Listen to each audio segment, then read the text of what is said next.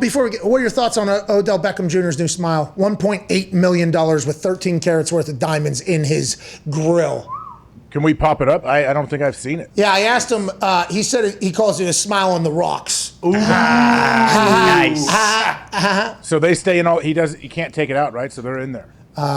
Yeah, I believe that he's in there for good unless he has another surgery where he takes him out and replaces him with something else. But I love what OBJ is doing. This guy, bona fide superstar, by the way. Yeah. Absolutely. And listening to him talk about the Cleveland Browns and wanting to win for them never really gets talked about until the conversation is that maybe Odell's not happy in a place. He's been putting over Cleveland a lot. He was down there at Camp Mayfield or whatever it is, and now he's got $1.8 million in his mouth. He had a $2 million watch on a couple years ago.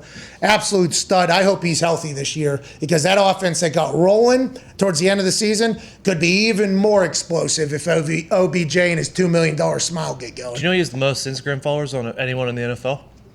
I just found that out, and it makes sense. Superstar. That absolutely makes sense. He's a crossover star. He's a guy that football people that are not football people, they know Odell, but they at least know the name, they know the character. Like he's that much of a personality that he's crossed over into everything, I feel like. Well, and I think whenever you're in Sunday Night Football in New York City. Yeah.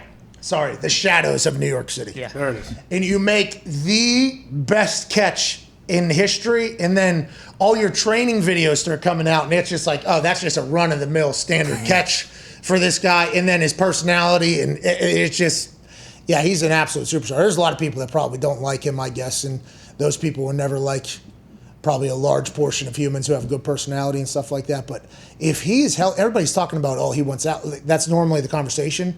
If he comes back into that offense with Stefanski and Baker and Jarvis and Hooper and everybody that was down there, and I mean, they got Chubb and Hunt in the backfield. I mean, that offense could be dynamic over there in Cleveland. People talk about how Baker got better last year when Odell was out. Could that just be like, hey, he was 12 weeks into an offense that he had no idea what was before the season? Hey, he was just understanding what the fucking words meant. Yeah. We ever think about that? And they didn't have any training camp or OTAs or preseason. So, I mean, those people are going to hate however they want to hate. $2 million smile is awesome, though.